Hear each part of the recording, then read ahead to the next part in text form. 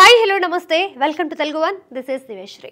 Pan India star Prabhas నటించిన సినిమా అంటేనే బిజినెస్ ఓ రేంజ్ లో జరుగుతుంది. అలాంటిది కల్కి 2898 ఏడి లాంటి భారీ సినిమా అంటే బిజినెస్ ఏ రేంజ్ లో జరుగుతుందో ప్రత్యేకంగా చెప్పనక్కర్లేదు.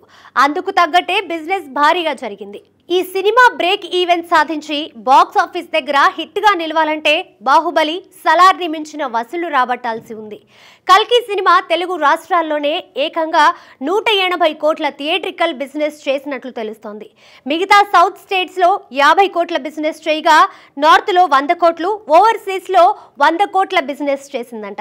అంటే ఈ సినిమా బ్రేక్ ఈవెంట్ సాధించాలంటే వరల్డ్ వైడ్ గా 430 కోట్లకు పైగా షేర్ లేదా 800 కోట్లకు గ్రాస్ రాబట్టాల్సి ఉంటుంది.